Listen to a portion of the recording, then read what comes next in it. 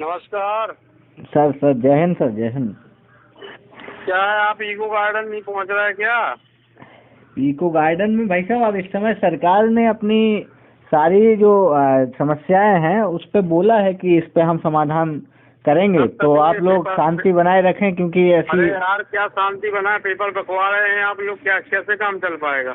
नहीं, कुछ जो है कुछ अपवाद हैं इसमें, कुछ लोग उसको टेलीग्राम पर शेयर कर रहे हैं। एथेंटिक जो सूचना है, दिल्ली से कुछ लोगों ने उसको वायरल किया है, तो सरकार ने संज्ञान लिया है कि इस पे बहुत कठोर कदम उठा रही है सरकार। तो डिसीजन आएगा इसमें। हम लोगों को इस प्रकार से रैलियां निकाल करके ये विरोध करना सरकार के खिलाफ, थोड़ा सा माहौल। सरकार जनता से बढ़कर कब से हो गई? नहीं, तो सरकार आपकी मांगे जो है मान रही है ना। भाई मीडिया का काम लोगों की मांगों को दिखाना है। बिल्कुल वो हम मान रहे हैं, लेकिन मीडिया ही सरकार के अनुसार चलने लगे, उस देश का भविष्य कैसे अच्छा हो सकता है? नहीं, वो आपकी बात सही है। तो आपकी मांगों को सरकार ने सुना है ना।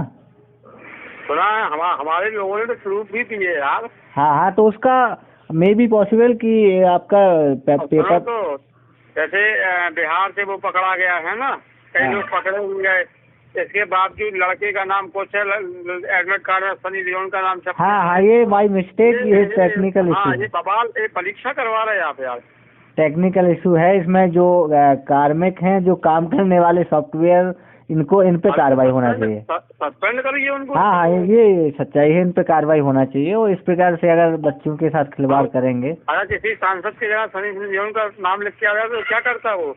बिल्कुल उसका फ्यूचर ये खराब करने की कोशिश। ये जो बैठे हैं वहाँ पर, जो कंप्यूटर पर जो एडमिट कार्ड जनरेट कर रहे हैं, ये पूरा फेलियर है। और सरकार को संज्ञान लेना चाहिए इस चीज पे, और बहुत जिम्मेदारी से इनको सस्पेंड करना चाहिए। ऐसे बिंदु हैं जो आपकी कमियों को वहाँ बाकायदा समझ में आ रहा है कि आप यहाँ पे फैल रहे हैं। हाँ। अब आप क्या कर रहे हैं, उसको दबाने के लिए तानाशाही लोग अपना रहे हैं। तो यार तानाशाही 2-3 साल चलती है, 4 साल चलती है, 5वें साल बटन दब जाता है। आपको क्या लग रहा है, क्या सरकार आपकी बात नहीं सुन रही है? क्या आपको लग रहा है कि डिप्टी सीएम, उत्तर प्रदेश के डिप्टी सीएम सीधा लग रहा है हाँ, कि माननीय योगी आदित्यनाथ जी को छोड़ के और कुछ प्रशासनिक, कुछ राजनीतिक लोग बहुत कायदे से उसमें लिप्त हैं। अच्छा, आप सीधा आरोप लगा रहे हैं। ये जांच होनी चाहिए यार, बहुत कायदे की जांच चाहिए इसमें। बघेल जी ये बताओ, हमारे घर में पेपर रखा है, बड़े अधिकारियों के बिना हमारे घर से पेपर कौन उठाएगा? बिल्कुल। जैसे हमारे घर में तो कोई हमारे घर का सदस्य भी तो उसमें लिप्त होगा। बिल्कुल यार बुलडोजर बाबा की सरकार है, घर तोड़वा दिए जाते हैं छोटी छोटी बातों पे। उत्तर प्रदेश सरकार के उत्तर प्रदेश सरकार के डिप्टी सीएम केशव प्रसाद मौर्य जी का बयान आया है कल ही, कि ये कुछ अराजक तत्वों के द्वारा इसको प्रसारित किया जा रहा है। सरकार ने पूरी जिम्मेदारी से परीक्षा कराई है और कोई इस प्रकार की कोई भी नेगेटिव एक्टिविटी नहीं हुई है। तो आप क्या कहेंगे इस पर? आप डिप्टी सीएम बोल रहे हैं उत्तर प्रदेश सरकार के। भाई डिप्टी सीएम जी बोल रहे हैं, हम सम्मान करते हैं, लेकिन भाई वो जिम्मेदार नागरिक आए कहाँ से? वो जो गैर जिम्मेदार नागरिक उनको पकड़ा क्यों नहीं गया अभी तक? और अगर वो केवल अफवाह मारते थी भाई साहब, तो ये जो बिहार से पकड़े हैं 122 तुमने इधर से पकड़े हैं, उससे सुराग मिल रहे हैं, तो कहीं ना कहीं गुरु ये सुराग मिल रहे हैं, तो इसके मतलब है कहीं ना कहीं तो कमियां हैं। वो लोग माहौल बिगाड़ने की कोशिश कर रहे थे, उससे पहले उनको पकड़ लिया गया। इनका कहना है उनका कि उससे पहले उनको पकड़ लिया गया। अगर ये सच्चाई थी, जैसे आपका एग्जाम्पल चलाते हैं विवेक सर, बिल्कुल तो एक अच्छा टीचर फालतू के बवाल में नहीं पढ़ना चाहता। हाँ। देखो उस बंदे ने पूरा प्रूफ दिया है आपको। हाँ। और वो बता भी रहा है कि अगर ये बिगाड़ने की तो वही क्वेश्चन समय से 1 घंटा पहले कैसे वायरल हो गए यार? पॉइंट भी नोटेड। बताइए। बिल्कुल साजिश करता तो टेलीग्राम का टाइम तो 12 बाद में बजेगा, जब बज जाएगा तभी बजेगा। लेकिन जब 11 बजे अगर उसमें डाल रहा है क्वेश्चन, 11 बजे फैल रहा है, मार्केट में बिक रहा है, जिसके पास नहीं पहुंचा, कई ऐसे प्रूफ आए हैं, टेलीग्राम पे चला है पेपर, वही पेपर फंसा है। तो भाई साहब ये बिगाड़ने का माहौल था, तो फंस क्यों गए? ये क्वेश्चन तो नहीं आने चाहिए थे पेपर में। बिल्कुल बिल्कुल, कई ऐसी खबरें भी आई हैं, हम आपके साथ हैं कि आप जो बच्चे मेहनत कर रहे हैं, कुछ लोग आपके यहाँ भी कई गरीब बच्चे अध्ययनरत होंगे, और बिहार में कई बच्चे ऐसे हैं जो कमरे की फीस नहीं दे पाते हैं, पढ़ाई का खर्चा नहीं पूरा कर पाते हैं, और ऐसे बच्चों के साथ अगर ऐसा हुआ है तो आप अपनी मांगों को आप उठा रहे हैं और आप जिम्मेदारी से ये बात रख रहे हैं, तो सरकार से आपको उम्मीद भी होना चाहिए कि सरकार सरकार से पूरी उम्मीद है, सरकार से भरोसा है, सरकार न्याय करेगी, बाबा जी के नेतृत्व में अच्छा न्याय होगा, हमें ये उम्मीद है। लेकिन समस्या केवल इतनी है कि जो दोषी हैं उन पर एक ऐसी कार्रवाई हो जो कि लगे कि हाँ भाई उनके, अगर कोई भी व्यक्ति है XYZ कोई भी हो सकता है, इसमें गलत काम का कोई काम थोड़ी होता है।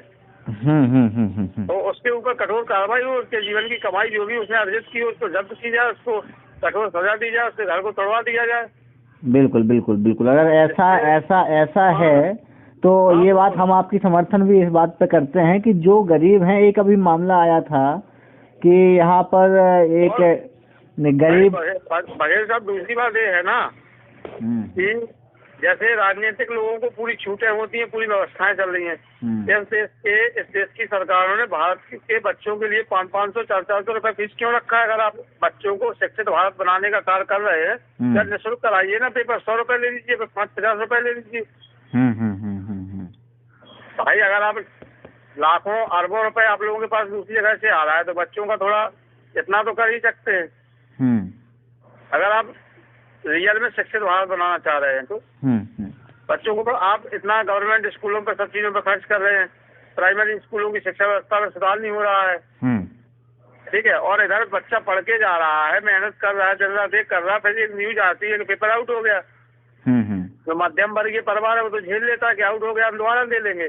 कई अभी ऐसे केस आ रहे हैं, कई लोग सुसाइड कर लिए हैं, तो यार उनकी जिंदगी को वापस कौन करेगा? आप अपनी बात को बहुत जिम्मेदारी से रख रहे हैं। आप एक बात बताइए, इसमें दो पहलू हैं, एक तो उत्तर प्रदेश PRV जो है, यूपी PRV का जो अभी मैं जब पेपर था आपका, पेपर 17-18 में भी possible, I agree with you, 17 और 18 फरवरी को पेपर था, है ना?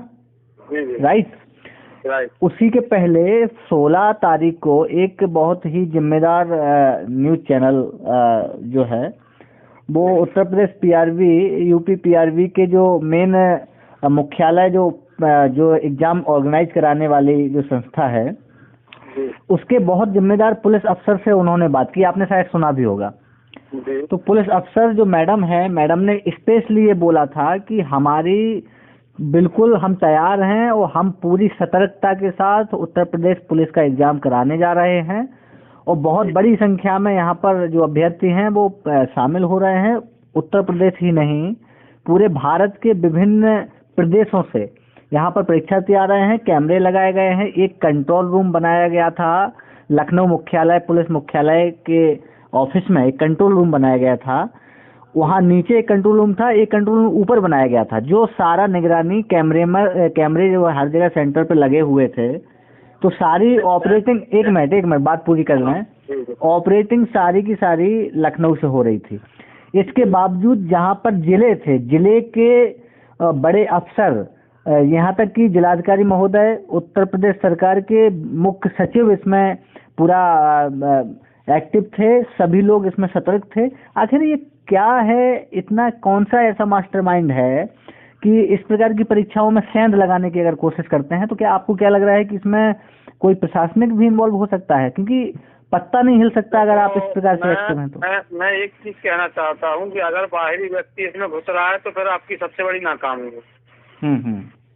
अगर हमारी इतनी सुरक्षा व्यवस्था के बावजूद कोई बाहरी व्यक्ति सेंध लगाने में सफल हो रहा है तो मतलब आप असफल हैं, क्योंकि वो तो सफल हो चुका है ना पेपर लेने में।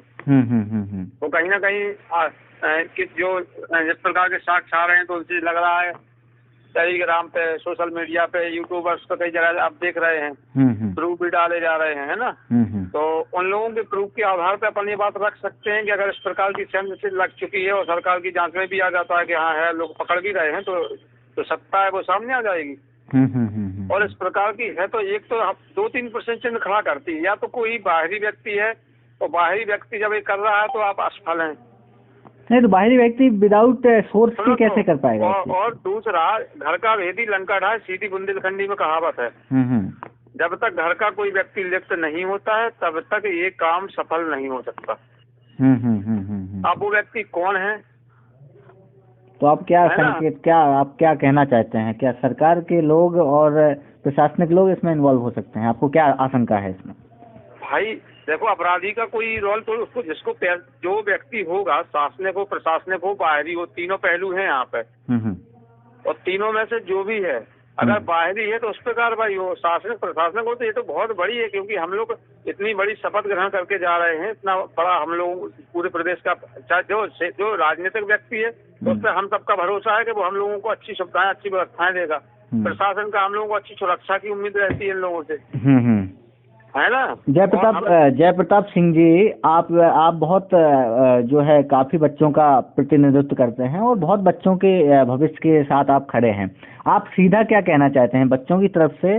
आपकी मांगे क्या हैं और सरकार क्या कदम उठाए? मैं सीधी एक बात रखना चाहता हूँ बघेल साहब जी, कि अगर इसमें 20% भी आपको आपकी जांच में मिल रहा है कि कहीं ना कहीं से लापरवाही हुई है, बारीकियां हुई हैं, तो बच्चों के हित में री एग्जाम कराने से कोई दिक्कत नहीं है। आप तो निष्पक्ष हैं और इसमें क्या है, बच्चों का भी विश्वसनीयता बढ़ेगी आपके प्रति कि भाई आपने बच्चों की बात को माना है और री एग्जाम कराइए। इतनी कठोरता के साथ, इतनी मतलब अनुबंधों के साथ कराइए कि उसमें किसी प्रकार की ऐसी व्यवस्था ना हो सके। मानता हूँ जैसे पक्ष ने भी कहा है कि विपक्ष ने हम लोगों को बदनाम करने के लिए साजिश की है, तो कई प्रमाण आ रहे हैं, उनको आप साफ करिए। अगर किसी प्रकार के आप सत्य हैं तो आप अपने आप को सिद्ध करिएगा कि आप सत्य हैं, और नहीं है आपको 0.20% भी यहाँ पे अगर आपको लग रहा है कि चीटिंग हो गई या किसी प्रकार की लापरवाही है, मुन्ना भाई पकड़े गए, तो इन मुन्ना भाइयों के आधार पे आप दोबारा री एग्जाम कराइए। जो बच्चे पकड़े गए हैं उन पर बच्चे क्या है, वो तो व्यक्ति पकड़े गए, बच्चे तो बेचारे एग्जाम दे रहे थे, तो वो उन पर कठोर से कठोर कार्रवाई करना चाहिए। और हमने जो जैसा कहा है कि जैसे हमने महंत जी से उम्मीद होती है हम लोगों को, ये आप उत्तर प्रदेश में आपने जैसे इतना बढ़िया वातावरण बनाया, हम लोग रात में घूम लेते हैं, कोई दिक्कत नहीं होती है कहीं भी, तो ऐसा जब हम अपराधी मुक्त कर सकते हैं तो नकल मुक्त नहीं कर सकते क्या? बिल्कुल इसका प्रमाण भी मिलता है। आपने कभी सुना होगा कि जो हमारी भारत की सबसे बड़ी परीक्षा है सिविल सर्विसेज, आपने सुना है कभी इसका पेपर? कभी आज तक नहीं सुना, मैं खुद उसका एग्जाम देता हूं। तो ये आखिर क्यों, ये मैं भी सवाल उठाता हूँ कि पॉसिबल क्यों नहीं है इन सब लोगों को, इस प्रकार के अराजक तत्व हैं, इनको रोकना आखिर पॉसिबल है? तभी तो ये होगा। हाँ बघेल साहब जी, यहाँ पे दो चीजें सामने आ रही है। या तो देखो, जैसे अफवाह फैलाई तो उन अफवाह वालों पे आप सिद्ध करिए कि उनने अफवाह फैलाई, उनको पकड़िए। और अगर उनने अफवाह नहीं फैलाई है तो फिर दबाव मत बनाइए उनको दबाने के लिए। कई शिक्षकों को जो आवाज उठा रहे हैं उनको बेवजह दबाव बनाया जाए, दबाने का, उनकी आवाज को दबाने का। तो ये सत्ता का एक अच्छा पक्ष नहीं है कि एक व्यक्ति जो आवाज उठाए, बच्चों के हित में आवाज उठाए। एक शिक्षक का दायित्व होता है बच्चों के हित में आवाज उठाना। तो ये सरकारों का काम, प्रशासन का काम ये होता है कि भाई ये सिद्ध करके दें कि ये चीज सही नहीं है, ये गलत है। मतलब उस पर दबाव ना बना के आप ये सिद्ध करिए कि पेपर आउट नहीं होगा। आप जय प्रताप सिंह जी, हम सुन रहे हैं आपको, कई दिन से हम देख रहे हैं आप बच्चों के पक्ष में काफी सकारात्मक चीजें लेकर आ रहे हैं। क्या आपको डर नहीं लगता कि सरकार अगर चाहे तो आपका बंद करे? आपको हो रहा है, कई जगह से ऐसी व्यवस्थाएं हो चुकी हैं, कई फोन भी आए हैं और हमने कहा क्या है, टीचरों को दबाने का प्रयास किया जाता है। अन्यथा मुझे अपनी वीडियो भी डिलीट करने पड़े, यूट्यूब पे मैंने जो डाले हुए थे। तो कहीं ना कहीं देखो प्रेशर तो बनाया जाता है और डर फिर ये सोचते हैं कि यार इंकलाब का नारा दिया, अंग्रेजों के टाइम पे हमने नारा दिया था तो हम अंग्रेज मुक्त भारत हुए थे। ठीक है, अभी मुझे सरकार से पूरी उम्मीद है और होता कुछ नहीं है। जो व्यक्ति जैसे हम लोग मानते हैं लेकिन जनता से बड़ा कोई वो नहीं होता है। तो हमारे ऊपर जब ज्यादा प्रेशर दबाव डाला जाएगा और मैं तो कुछ नहीं कर सकता, लेकिन मैं अपने आप को तो बदल ही सकता हूँ, कहीं ना कहीं ऑप्शन ढूंढूंगा। देखो ये 5 साल का हम प्रतिनिधित्व करते हैं, 5 साल बाद अपने मुखिया को चुनते हैं। वो मुखिया हमें संतुष्ट करता है तो फिर उसी के ऊपर, जैसे बाबा जी को हमने पिछली बार उन पर विश्वास किया, अभी भी विश्वास कर रहे हैं और अभी भी उनसे उम्मीद है कि वो एक अच्छा निर्णय देंगे। बिल्कुल। लेकिन कहीं ना कहीं बघेल साहब जी, टीचरों को डराने से ज्यादा बेहतर है कि आप प्रमाणित कर दें कि पेपर आउट नहीं हुआ है। जो टेलीग्राम पे पेपर आया तो वो आया कैसे है, किसने डाला है और टाइम से पहले डला कैसे है वो पेपर। बिल्कुल, ये तो आपका पॉइंट लॉजिकल है, बिल्कुल बिल्कुल पॉइंट है। वो सवाल जो है उस पेपर में मैं भी एक्चुअली देखा था। उसमें जो सवाल हैं, जो क्रम संख्या है वो मैच कर रही है, उसका आंसर है वो भी मैच कर रहा है। बिल्कुल बिल्कुल। और इस प्रकार से मतलब अगर मैचिंग है, किसी प्रकार से पेपर मैच कर रहा है, आंसर शीट मैच कर रही है, तो ये सवाल उठता है। लेकिन इसमें हम ये भी कहना चाहेंगे कि आपके जो जिम्मेदार जनता के जो एक नुमाइंदे हैं आपके विधानसभाओं में, आप क्या कहना चाहेंगे? क्या उनकी जिम्मेदारी नहीं है इस चीज को उठाना या अपनी बात अपने लेटर हेड पर पहुंचाना प्रदेश मुखिया तक? तो हूँ कि कोई भी प्रतिनिधि बनता है, जनप्रतिनिधि बनता है, तो वो चुनाव के पहले वो चुनाव तक जनता का हितैषी होता है। लेकिन इस दौरान किसी भी वक्तव्य, देखो ये सत्यता क्या है वो तो बात की चीज है, लेकिन जनता के साथ खड़े होने में क्या दिक्कत है? आप मिलिए, आप बच्चों को संतुष्ट करिए कि भाई ऐसा नहीं है, जो भी ये सरकारें हमारी काम कर रही हैं और अच्छी एक जांच जो सत्यता होगी आप लोगों के सामने हम ला रहे हैं। जांच एजेंसियां इसीलिए संविधान के अनुरूप बनी है कि जो भी दोषी है उसको पकड़ा जाएगा, जो दोषी नहीं है कोई बात नहीं होगी। आप सबको जैसे सहमति की जाएगी, आप लोग भी विश्वास में बना रखते, लेकिन जनता के बच्चों के हित में अभी तक किसी भी व्यक्ति द्वारा, इतने युवा नेता, हजारों युवा नेता है, राजनेता है, किसी ने भी एक भी वक्तव्य नहीं बोला। अब क्या एक नेता है, कोई भी किसी भी पार्टी का होता है, उससे कोई मतलब नहीं, लेकिन उसका एक दायित्व तो होता है कि जनता से जुड़ा रहे। पार्टी अलग चीज है, जनप्रतिनिधि उसके नाम के आगे लिखा है जनप्रतिनिधि, मतलब वो जनता का प्रतिनिधि है। हम आपसे जानना ये चाहते हैं कि बुंदेलखंड का सबसे बड़ा जिला झांसी, वहाँ पर हमें भी 4 विधायक हैं। जवाहरलाल राजपूत गरोठा विधायक, राजीव सिंह पारीछा बबीना विधायक, रवि शर्मा झांसी सदर विधायक और रश्मि आर्या मऊरानीपुर विधायक, 4 हैं।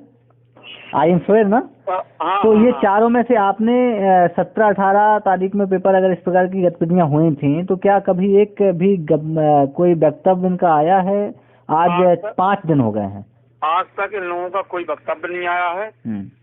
ठीक है, और ना किसी प्रकार का उसमें ये रहा है कि बच्चों के प्रति सहानुभूति आई है कि व्यवस्था रहे, शांति रहिएगा। कोई भी किसी प्रकार के बच्चों के हित में किसी के मुख से एक निवाला भी नहीं निकला है कि थोड़ा सा बोल दिया जाए, उन्हें सहानुभूति तो मिल ही जाए बच्चों को। बिल्कुल बिल्कुल। जो निर्णय आने हैं वो तो सरकार काम कर ही रही है। बिल्कुल बिल्कुल। तो लगेगा कि भाई यहाँ आप विधान परिषद में आए, बुंदेलखंड की आवाज को पहुंचाते हैं, तो कहीं ना कहीं जैसे अभी एक विधायक जी का मैंने लेटर पैड देखा था, बीजेपी पार्टी से बिलोंग करते हैं, तो उन्होंने अपनी लेटर पैड पर लिख के दिया है, आवाज उठाई है वहाँ तक। अच्छा लगा, कम से कम वो जहाँ से भी है उन्होंने अपने लोगों की बात रखी। नहीं, वो भी टर्न कर गए उससे, अपनी बात से। अच्छा, वो भी टर्न कर? हाँ, उस पर सिग्नेचर नहीं थे, शायद आपने ध्यान दिया होगा। हाँ, उस लेटर पे सिग्नेचर नहीं थे। तो सिग्नेचर नहीं थे, इसके बाद तुरंत लेटर उनका। बघेल साहब जी, आपसे हम एक क्वेश्चन पूछना चाह रहे हैं। हाँ। वैसे क्वेश्चन आप हमसे पूछ रहे, लेकिन आप मैं आपसे एक पूछना चाह रहा हूँ, आखिर ऐसा क्या कारण है कि लोग वक्तव्य दे के बदल रहे हैं? देखिए, सरकार, मैं फिर भी आपसे पहले मैंने यही बोला था कि सरकार के जो जिम्मेदार पदों पर लोग बैठे हैं, आप ये समझ लीजिए डिप्टी सीएम एक बड़ा पद है उत्तर प्रदेश सरकार में। और ऐसा अगर इस पद पर बैठा हुआ व्यक्ति अगर चीजों को इस प्रकार से कह रहे हैं कि भाई अराजक तत्व हैं, वो ऐसी चीजें फैला रहे हैं, तो आप सबसे बड़ी आप समझ लीजिए पार्टी का स्टैंड है। आप समझ लीजिए इस चीज को, आप माने या ना माने, आप करते रहिए, अपनी जो चीजों को आप जनता के बीच में पहुंचाइए, आप सरकार तक पहुंचाइए। लेकिन मैं जहां तक राजनीति को समझता हूं, मैं जाता हूं कवरेज पर, अगर डिप्टी सीएम का बयान आया है तो आप समझ लीजिए कि पेपर हो गया है और अब बच्चों को शांति बनाए रखना चाहिए। अब आगे की तैयारी उनको करना चाहिए। मैं भी अगर योगी जी चाहेंगे, उत्तर प्रदेश सरकार के, मेरी बात सुन लीजिए, उत्तर प्रदेश सरकार के माननीय मुख्यमंत्री महोदय अगर चाहेंगे तब तो डिसीजन आ सकता है, नहीं तो नो पॉसिबल किसी भी प्रकार की। तो मैंने भी आपसे अभी यही कहा कि माननीय योगी आदित्यनाथ जी से हम लोगों को न्याय की उम्मीद है।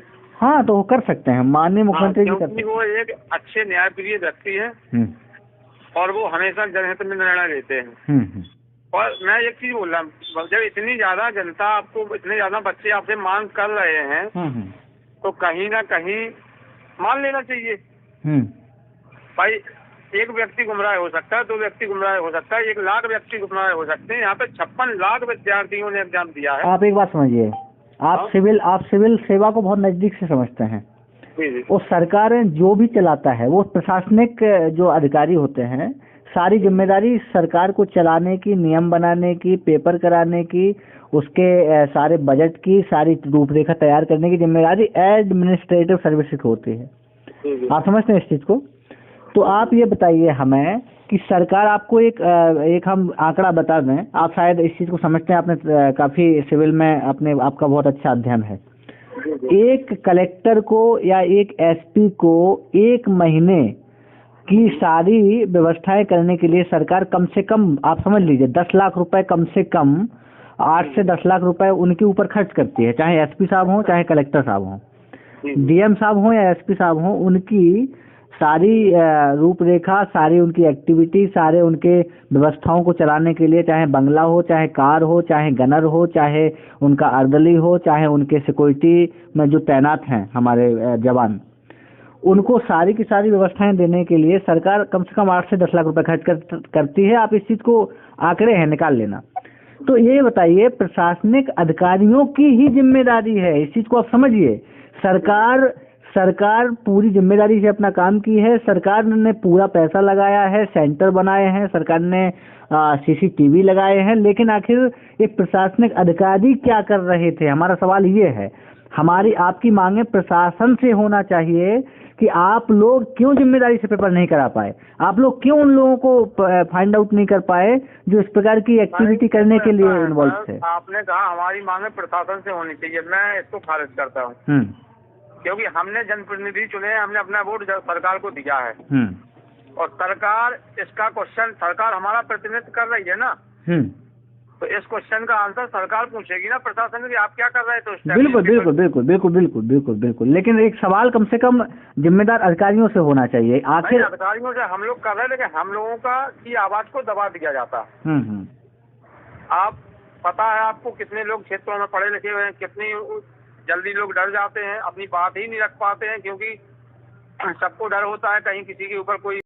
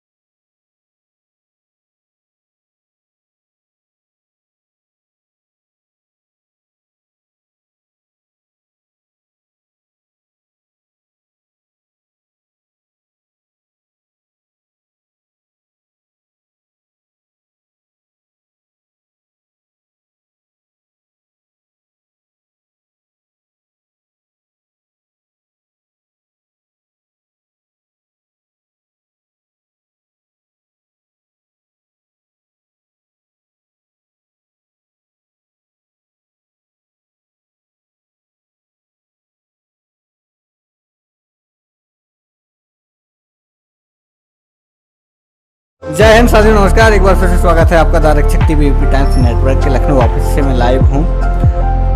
4 पंक्तियाँ आपके सामने। हाथ में माइक था, सूट थोड़ा टाइट था। हाथ में माइक था, सूट थोड़ा टाइट था। चश्मा पिंक और वाइट था। एटीट्यूड थोड़ा टाइट था। कोई गरीबों को ना सताए, यही समझाने आए थे। बोल देना बघेल साहब आए थे। बहुत बहुत साथियों नमस्कार।